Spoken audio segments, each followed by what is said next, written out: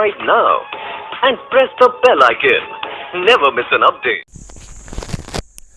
Hello दोस्तों, स्वागत है आप सभी का मेरे यूट्यूब चैनल स्टडी प्लस में। और आज आपके बीच में लेके आऊँ यहाँ पर वीडियो जिसमें हम बात करने वाले हैं सचिवालय रक्षक पेपर के बारे में। तो सचिवालय रक्षक का पेपर यानी कि संडे को आज के दिन 26 सितंबर को हुआ है, सुबह पेपर हुआ था। तो दोस्तों इसमें क्वालिफ़िकेशन शायद ग्रेजुएशन नहीं मांगी गई थी, इसलिए पेपर ठीक ठाक आया हुआ है। तो हम यहाँ पर डिस्कस करेंगे पेपर के आंसर पर, ठीक है ना। तो चलिए शुरू करते हैं। पहली बार वीडियो को देख रहे हैं, पहली बार चैनल पर आए हैं तो सब्सक्राइब कीजिए मेरे चैनल को, बेल आइकन को कीजिए एक्टिवेट, आने वाली सभी वीडियो की नोटिफिकेशन सबसे पहले पाने के लिए। तो चलिए शुरू करते हैं इस वीडियो को। तो दोस्तों पहले हिंदी के, जैसे कि सेट ए है, इसमें हिंदी का क्वेश्चन पहले हैं, तो हिंदी को यहाँ पर हम डिस्कस करेंगे। पहला है शुद्ध वर्तनी है, तो शुद्ध वर्तनी जो होती है इसका बी हो जाएगा सही, संश्लिष्ट, ठीक है ना। कौन सा हो जाएगा? संश्लिष्ट। अगला है निम्न में से घोष वर्ण है, तो घोष वर्ण की बात हो रहा है। अघोष और सघोष यहाँ पर होते हैं। जो सघोष होता है उसी को घोष बोलते हैं, ठीक है ना। तो घोष वर्ण जो होते हैं, इसमें जो घोष वर्ण होते हैं, घोष हमेशा पीछे के 3 होते हैं और आगे के सघोष होते हैं, ठीक है ना। तो आगे के 2 जो होते हैं, पहले के यानी क और ख, वो आपके अघोष होंगे और पीछे के जो लास्ट के होंगे वो सघोष होंगे। सघोष का मतलब होता है जब हम बोलते हैं तो हमारा स्वर तंत्रियों में कंपन या वाइब्रेशन होता है, तब उसको सघोष बोलते हैं, ठीक है। तो इसका सही आंसर क्या हो जाएगा? मौ हो जाएगा। क्या हो जाएगा? मौ। यहाँ पर देखो क ख जो होते हैं वो सघोष होते हैं, सॉरी अघोष होते हैं। और इसके अलावा चौ टौ जो होते हैं, चौ भी होता है वो भी अघोष होगा क्योंकि फर्स्ट वाला है, ठीक है ना। टौ ठौ सेकंड होते हैं तो ये भी आपके अघोष हो गए। तो यहाँ पर जो मौ है यानी कि आखिरी के 3 जो होते हैं, मैंने बताया ना एक में 5 होते हैं क ख ग घ ण तक, तो आखिरी का जो होगा मौ है यहाँ पर, ठीक है। नासिक की व्यंजन होता है ये, लेकिन ये आपका घोष वर्ण यानी कि सघोष वर्ण में भी आएगा। अगला है कारक के भेद बताइए। दोस्तों देखिए कारक के भेद कितने होते हैं? 8 होते हैं, ठीक है ना। तो स्टडी प्लस में यहाँ पर 40 से 50 पेपर सेट अभी तक कराए जा चुके हैं और वो पेपर सेट आपको यहाँ पर वीडियोस डिस्क्रिप्शन में उनका लिंक मिल जाएगा। उनमें कई बार ये क्वेश्चन रिपीट होते रहते हैं हिंदी के, ठीक है ना। तो कारक के भेद 8 होते हैं, ठीक है। अगला है निम्नलिखित में से कौन सा शब्द इक प्रत्यय से संबंधित नहीं है। तो इक प्रत्यय से जो संबंधित नहीं है उसको हम देख लेते हैं यहाँ पर। साहित्यिक भी है, साहित्य धन इक हुआ है, और मालिक, ठीक है। मालिक, माल का जो होता है अधिकारी मालिक हो गया। स्वभाव तो स्वाभाविक, ठीक है ना। तो स्वभाव जो होता है स्वाभाविक, ये भी आपका सही है, ठीक है। तो मार्मिक इसका सही आंसर होना चाहिए जो नहीं बना है, ठीक है। तो मार्म, ठीक है। तो दोस्तों अगला शब्द यहाँ पर जो है वो हो जाएगा निम्न में से कौन सा शब्द इक प्रत्यय से संबंधित नहीं है। तो मर्मधन एक मार्मिक है, स्वभाव स्वाभाविक है, साहित्यिक है। इसमें मालिक शब्द जो है ये आपका इसका सही आंसर होना चाहिए मालिक, ठीक है ना। तो अगला है देखिए निम्नलिखित में से सामिश शब्द का उल्टा क्या होता है। तो सामिश का निरामिष होता है, ठीक। क्या होता है? निरामिष। भाषा का आरंभ किससे होता है। तो आपने एक प्रश्न पढ़ा होगा कई बार, भाषा का सबसे छोटी इकाई ध्वनि होती है या वर्ण होती है, ऐसा करके वहाँ पर सुना होगा। लेकिन देखो कई बार ऐसा होता है कि हम ध्वनि जो होती है वो भाषा की इकाई होती है, भाषा जो बोली जाती है। अगर हम और अंदर देखें तो वर्ण जो होता है, वर्ण जो होती है वो लिपि की सबसे छोटी इकाई होती है। अब इसमें देखना पड़ेगा कि क्या आंसर देते हैं। वैसे कई जगह पर आपने पढ़ा होगा कि भाषा की सबसे छोटी इकाई वर्ण होती है, उसी को हम ध्वनि बोलते हैं, ठीक है ना। तो अब भाषा की वैसे सबसे छोटी इकाई ध्वनि ही यहाँ पर सही आंसर होगा अगर दोनों ऑप्शन में है तो। अब वो क्या देता है देखेंगे उसको। निम्न में से चिदम्बरा मुख्यतः किसका काव्य है। तो आपको पता है सुपिंदर पंत की है चिदम्बरा। अगला निम्न में से संयुक्त वाक्य क्या है। तो संयुक्त वाक्य यहाँ पर देखते हैं कि क्या संयुक्त वाक्य यहाँ पर होगा। तो दोस्तों यहाँ पर जो संयुक्त वाक्य आपको फाइंड करना है, इसका सही आंसर जो होगा जल्दी कीजिए अन्यथा बहुत देर हो जाएगी। देखिए ऐसा होता है जो संयुक्त वाक्य होते हैं अकॉर्डिंग टू एनसीईआरटी वो होते हैं जैसे लेकिन, किंतु, परंतु, अन्यथा, अगर, है ना, अतएव, अतः, एवं, अथवा, या, अथवा, इनसे जुड़े होते हैं तो कंपाउंड सेंटेंस यानी कि संयुक्त वाक्य कहलाते हैं। अगला देख लेते हैं यहाँ पर। अगला है हमारा जो प्रश्न यहाँ पर दिया गया है, यह शब्द कौन सा विशेषण है। देखिए विशेषण जो होते हैं कई प्रकार के होते हैं। विशेषण क्या कहलाते हैं? जो किसी की विशेषता बताएं तो सभी रटते हैं, इसको सभी पढ़ते हैं। तो गुणवाचक, संख्यावाचक, परिमाणवाचक और सार्वनामिक विशेषण ये होते हैं। तो ये सर्वनामिक विशेषण है क्योंकि यह एक सर्वनाम है और सर्वनाम जो होते हैं संज्ञा के रूप में प्रयोग किए जाते हैं जब यह कई बार लगता है, जैसे यह मेरा पेन है या कोई बालक दरवाज़ा खटखटा रहा है, इस प्रकार के ये सर्वनामिक विशेषण कहलाते हैं, ठीक है ना। आगे है आपका मृगेंद्र का पर्यायवाची शब्द है। मृगेंद्र जो होता है वो सिंह का होता है, और सिंह का जो पर्यायवाची इसमें है वो शार्दुल होता है, ठीक है। ठीक है दोस्तों, तो जो मृगेंद्र होता है वो क्या होता है, शार्दुल होता है, ठीक है ना। शार्दुल इसका सही हो जाएगा। आगे है निम्न में से भाववाचक संज्ञा है, ठीक है ना। भाववाचक संज्ञा क्या होगी, ईमानदारी हो जाएगी। ईमानदार से निकला है ईमानदारी। हिंद शब्द का संबंध सिंधु से माना गया है, और सिंधु शब्द किस भाषा का है ये आपका देखना पड़ेगा, ठीक है। तो देखो सिंधु शब्द का जो अर्थ है, सिंधु भाषा जो बना हुआ है वो संस्कृत से बना हुआ है, किसका, ठीक है ना, सिंध या सिंधु, जिसका अर्थ समुद्र होता है, वहीं से इसका निकाला गया है, ठीक है। तो सिंधु जो है ये आपका संस्कृत का है। तत्सम शब्द मुष्टि के लिए प्रयुक्त शब्द है। अगला प्रश्न हमारा हो जाएगा दोस्तों, अगला है तत्सम शब्द मुष्टि के लिए तद्भव शब्द। मुष्टि के लिए मुट्ठी होता है, मुट्ठी किसका होता है, तत्सम शब्द मुष्टि के लिए तद्भव शब्द मुट्ठी। अर्थ के अनुसार वाक्य का प्रकार नहीं है, तो अर्थबोधक नहीं होता है, संदेश सूचक, विषयबोधक, विधानार्थक होते हैं। निम्न में से कौन सा शब्द स्त्रीलिंग है, तो इसका सही आंसर है सभा, ठीक है ना। सभा एक स्त्रीलिंग शब्द यहाँ पर हो जाएगा। अगला है देवनागरी लिपि का सर्वप्रथम प्रयोग किस राज्य में होता है, तो इसका सही आंसर है गुजरात, ठीक है। गुजरात इसका 100% सही आंसर है। सबसे पहले वहाँ एक अभिलेख में इसकी बारे में देवनागरी लिपि का सबसे पहले वहाँ पर अभिलेख जो है वो वहाँ पर पता लगा था, तो इसलिए पहले गुजरात इसका सही आंसर हो जाएगा, ठीक है ना। अगला है आपका यहाँ पर अरण्य रोदन मुहावरे का अर्थ क्या होगा, तो अरण्य रोदन मुहावरे का अर्थ जो हो जाएगा वो हो जाएगा व्यर्थ में रोना, ठीक है ना। अरण्य तो जंगल में होता है, मतलब ऐसी जगह रोना जहाँ पर कोई आपका ध्यान ना दे, तो व्यर्थ में आप विलाप करो जहाँ पर आपका बिल्कुल भी ध्यान ना दे, तो इसका सही आंसर डी होगा। सपना क्या है, नयन सेज पर सोया हुआ आँख का पानी में, यहाँ पर रूपक अलंकार होगा दोस्तों। कौन सा होगा ये, रूपक अलंकार इसका सही आंसर होगा, ठीक है। अगला यहाँ पर है कथन को उद्गत करने के लिए किस चिन्ह का प्रयोग किया जाता है, तो उद्धरण चिन्ह जो होता है यहाँ पर, ठीक है। कौन से चिन्ह होते हैं, तो दोस्तों क्या होते हैं, उद्धरण चिन्ह। उद्धरण चिन्ह क्या होता है आपका, जो हम डबल कॉमा में जिसने किसी ने ऐसा कहा कि फिर उसके बाद हम लगाते हैं ना, वही। संस्कृत अस्मिता शब्द में अस्मिता शब्द का जुड़ाव जो होगा ये आपका पहचान से होगा इसका, ठीक है। अस्मिता का क्या सा होगा, जुड़ाव से, ना सॉरी पहचान, इसका सही आंसर होगा बी वाला, ठीक है। तो दोस्तों यहाँ पर देखो उत्तराखंड और जीएस, बाकी अब हम आगे देखेंगे यहाँ पर, ठीक है। तो पहला वाला है अनुसूचित जनजातियों के लिए आरक्षित सीटों के लिए किस राज्य लोकसभा में सर्वाधिक सीटें हैं, तो ये मध्य प्रदेश है, ठीक है। किस त्यौहार को श्री पंचमी के नाम से भी जाना जाता है, तो यहाँ पर बसंत पंचमी इसका सही आंसर हो जाएगा। किस स्थान पर उद्योगों की अवस्थिति हेतु निम्न में से कौन सा कारक आवश्यक नहीं, तो शिक्षण संस्थान होना आवश्यक नहीं है, बाकी ये 3 मोस्ट इंपोर्टेंट होते हैं।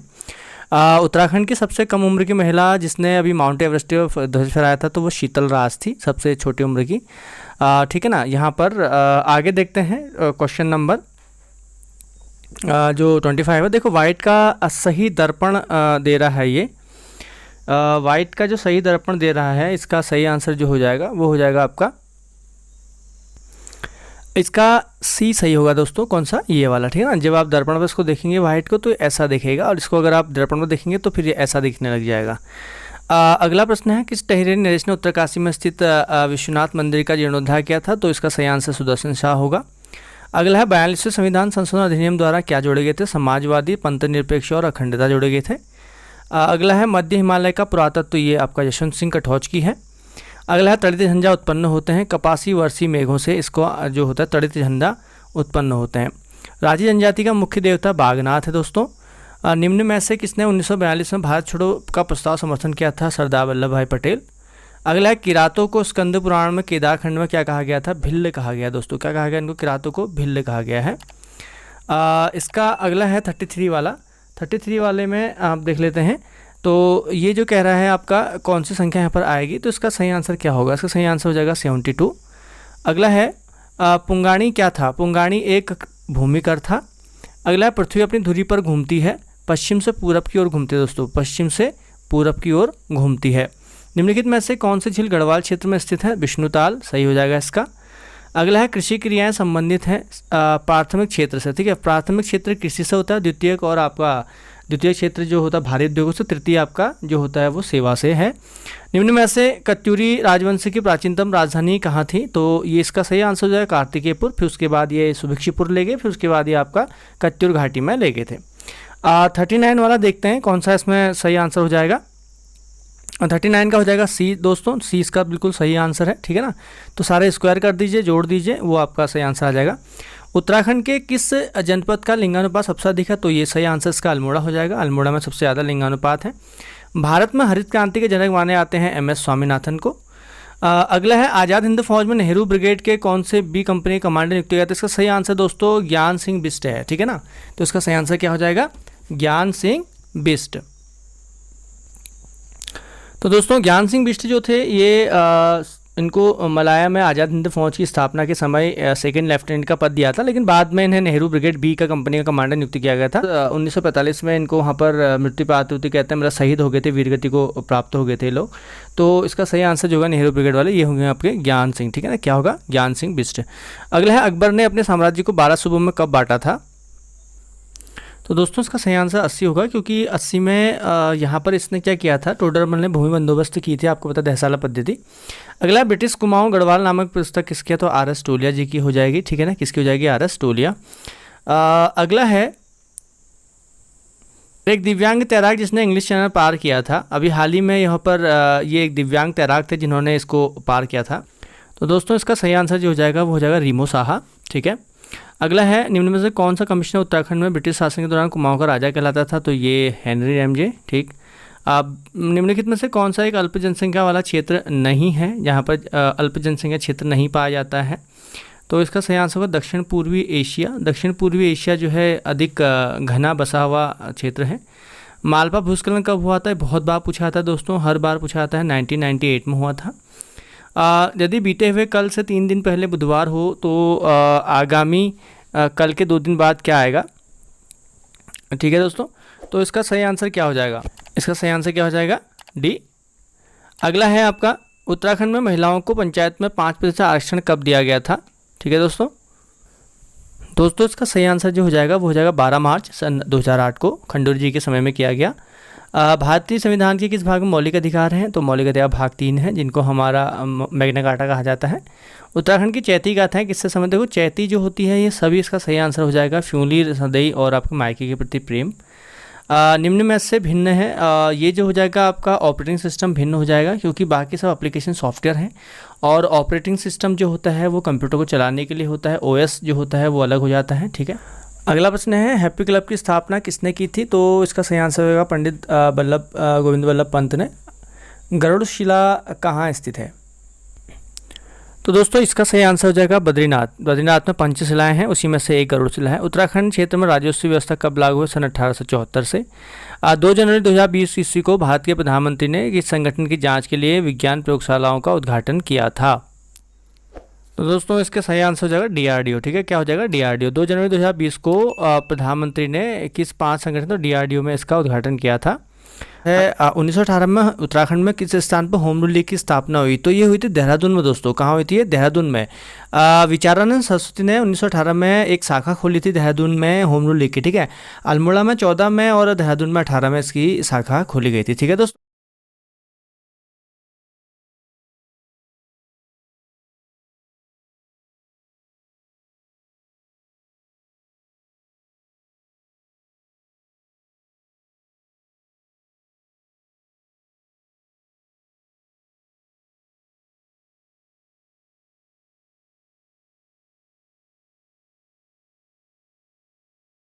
अगला है आपका मुचकुंद गुफा स्थित है। मुचकुंद गुफा कहाँ है, ये बद्रीनाथ के पास है मुचकुंद गुफा, ठीक है दोस्तों। अगला देख लेते हैं 61 वाला। 61 क्वेश्चन क्या है, 5 दोस्त एक जगह पर बैठे हुए हैं, ठीक है। तो 61 का जो हो जाएगा इसका बी सही हो जाएगा दोस्तों। कौन सा हो जाएगा, बी सही उसका हो जाएगा, इसका बी सही हो जाएगा। अगला है पिथौरागढ़ जिले की स्थापना कब हुई थी, 1960 में ये जो की गई थी आपका पिथौरागढ़ की स्थापना। तो दोस्तों यहाँ पर हम देखेंगे 24 फरवरी सन 1960 को पिथौरागढ़ और चमोली और आपका चंपावत उत्तरकाशी बनाए गए थे। अगला है भारत का क्षेत्रफल कितना है दोस्तों। बहुत इंपॉर्टेंट क्वेश्चन है ये, बहुत बार पूछा आता है। इसका सही आंसर क्या आ जाएगा दोस्तों, डी। धौली घाटी धौली गंगा में स्थित मलारी गाँव में समाधियों का अध्ययन किसने किया था, तो शिव प्रसाद डबराल थे, ठीक है, इन्होंने किया था। अगला है निम्न विकल्पों में से कौन सा अक्षर समूह जो होगा वो इसमें सही बैठेगा। ठीक है, तो इसका सही आंसर देख लेते हैं कौन सा होगा 65 का। 65 का हो जाएगा दोस्तों बी। ठीक है ना। अगला है यहाँ पर अल्मोड़ा में जेल की स्थापना किस वर्ष हुई थी? अल्मोड़ा में जेल की स्थापना हुई थी आपका सन 1816 में। दिल्ली का पहला सुल्तान किसने आभूमि पैमाइश करा कर वसूल करना आरंभ किया था? वो तो अलाउद्दीन खिलजी। अगला निम्न धौलीनाग मंदिर कहाँ है? तो धौलीनाग मंदिर पिथौरागढ़ में है दोस्तों। एक पुरुष का परिचय करते हुए महिला ने बताया था 69, इसका क्या हो जाएगा? इसका हो जाएगा आपका सी। ठीक है। अगला चंद्र शासन के समय में कितने प्रकार कर लगते थे? 36 प्रकार के कर लगते थे। 36 रकम 32 कलम आपने सुना होगा, 36 प्रकार कर थे। अगला वर्ष 2011 की जनगणना के अनुसार भारत की जनसंख्या का कितना प्रतिशत हिस्सा ग्रामीण क्षेत्र में रहता है? तो यह दोस्तों 68%। बहुत इंपॉर्टेंट क्वेश्चन है ये। निम्नलिखित में कौन सा एक कृषि साख का संस्थागत स्रोत नहीं है? तो इसका सही आंसर होना चाहिए आपका साहूकार। अगला है गिरिराज चक्र चूड़ामणि की उपाधियां धारण की थी कत्यूरी शासकों ने। अगला है नीचे दी गई जो टोटल है उसमें कितना आएगा? 74 का। तो 74 का सही आंसर हो जाएगा बी। ठीक है, 32 और आपका 8 चतुर्भुज। अगला है आपका लोक उत्सव हिल यात्रा का संबंध किससे है? तो ये पिथौरागढ़ के हैं। अगला जो मंत्रिपरिषद उत्तरदायी होती है दोस्तों, ये हमेशा लोकसभा के प्रति उत्तरदायी होती है। उत्तरांचल की जो वर्तमान उत्तराखंड की प्रथम निर्वाचित विधानसभा के अध्यक्ष कौन थे? तो इसका सही आंसर हो जाएगा यशपाल आर्य। अगला है 1663 ईस्वी में शिवाजी ने शाइस्ता खां पर कहाँ पर आक्रमण किया था? तो दोस्तों यहाँ पर जो सही आंसर हो जाएगा पुणे हो जाएगा। 1663 में शिवाजी को जो पता लगा कि वो पुणे में रुका हुआ है, तो इन्होंने क्या किया? शिवाजी ने आपका पुणे के लाल महल में ही उनको पर क्या किया था? आक्रमण किया था। नंदा राज्य यात्रा तीर्थ यात्रा कासवा ये 280 किलोमीटर की होती है दोस्तों। एक्सेल में वर्कशीट में जो होता है मूल इकाई क्या होती है? तो सेल इसका सबसे मूल इकाई होती है।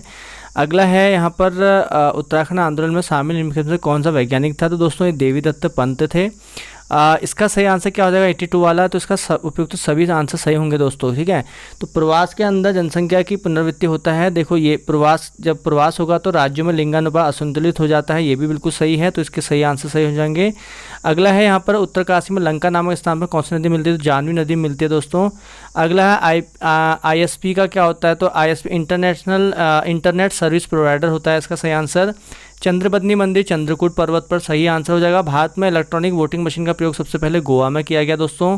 चीनी यात्री फाहियान जो फाहियान गोविशाणा आया था, ठीक है ना, तो उसने कब इसका यहाँ पर वो पहुँचा था? ठीक है ना, तो ये चीनी यात्री फाहियान की बात कर रहा है। ठीक है ना, तो वेनसांग भी आया था यहाँ पर, फाहियान भी आया था दोस्तों। तो दोस्तों यहाँ पर देखो वेनसांग की बात करें तो 436 के आसपास आया, फाहियान 399 ईस्वी के आसपास आया। इसका आंसर क्या होगा वही जाने, लेकिन ये 537 हो सकता है क्योंकि फाहियान 399 में भारत आया था। 399 में मतलब 404 या 405 में यहाँ पर पहुँचा था वो। ठीक है ना, तो अब ये देखना होगा कि ये क्वेश्चन या तो ये वेनसांग के ऊपर पूछा गया है तो 436 होता है, अब इसने फाहियान लिखा हुआ है तो 404 में तो यहाँ पर आया था। तो ऑप्शन कहीं भी मैच नहीं हो रहे हैं। एक बार इसको अब क्या आंसर देता है देखना पड़ेगा। निम्न लोहा इस्पात संयंत्रों में से किस संयंत्र की स्थापना हुई थी? तो दुर्गापुर जो है वो उसकी स्थापना यूनाइटेड किंगडम से हुई थी। चंद्र कुमार बर्थवाल का जन्म कहाँ हुआ था? इसका सही आंसर हो जाएगा दोस्तों मालकोटी पट्टी, वर्तमान रुद्रप्रयाग जिला। ठीक है, निम्न में से कौन सा आरेख पुरुषों और इनको दिखाता है? यहाँ पर हम इसको देख लेते हैं। Question number 90। ठीक है, 90 का हो जाएगा दोस्तों डी। ठीक है ना, 90 क्या हो जाएगा? डी हो जाएगा यहाँ पर। ठीक है, 90 का डी हो जाएगा। अगला है कुड़िंद मुद्राओं का किस लिपि में अंकन हुआ है? तो उसका खरोष्टी और ब्राह्मी दोनों में इसका अंकन किया गया है। भारत में बॉक्साइट का सबसे बड़ा उत्पादन कौन सा है दोस्तों? तो अभी हाल ही में जो रिपोर्ट आई है उसके अनुसार जो बॉक्साइट का सबसे बड़ा उत्पादन राज्य है उड़ीसा, इसका सही आंसर है दोस्तों। ठीक है ना, उड़ीसा सबसे सही आंसर है। टिहरी बांध का निर्माण कार्य शुरू हुआ था दोस्तों, तो यह शुरू हुआ था सन 1978 में। कब हुआ था? 1978 में। 106वीं भारतीय राष्ट्रीय कांग्रेस संपन्न हुई थी तो दोस्तों यह हुई थी जालंधर क्षेत्र में। कहाँ हुई थी? जालंधर में। ठीक, अगला है उत्तराखंड का प्रसिद्ध हाथी पर्वत और एलिफेंटा पर्वत कहाँ हो जाएगा दोस्तों? तो ये हो जाएगा चमोली में। निम्नलिखित में से कौन सा भारत में खोजा गया नवीनतम स्थल है? तो ये धौलावीरा हो जाएगा दोस्तों। अभी हाल ही में श्रीनगर के जो लावारिस फंड का प्रयोग करने के लिए किसने स्कूल खोला था दोस्तों? ये थोड़ा सा संशय वाला प्रश्न है। इसका उत्तर जो हो जाएगा आपका, तो इसमें आपका जॉन स्टैची इसका सही आंसर होना चाहिए, बस देख लेना एक बार। अगला त्रिपक्षीय संघर्ष में कौन सा वंश शामिल नहीं थे? तो परमार नहीं थे। राष्ट्रकूट इनमें हुआ था उज्जैन को जीतने के लिए। अल्मोड़ा कुमाऊं में महात्मा गांधी का आगमन कब हुआ था? अल्मोड़ा में महात्मा गांधी का हुआ था आपका 1929 में। और एक कक्षा के ऊपर मोहित का क्रमांक कितना है? तो इसका उत्तर क्या होगा दोस्तों? इसका सही उत्तर जो हो जाएगा ये हो जाएगा आपका बी, ठीक है ना। कौन सा हो जाएगा, बी सही हो जाएगा मेरे हिसाब से। बाकी आप देख लेना आपका उत्तर क्या निकल रहा है, ठीक है दोस्तों। तो ये होते प्रश्न मैक्सिमम से मैक्सिमम कोशिश की गई है कि बिल्कुल सही उत्तर आपको बताए गए हैं, ठीक है ना। तो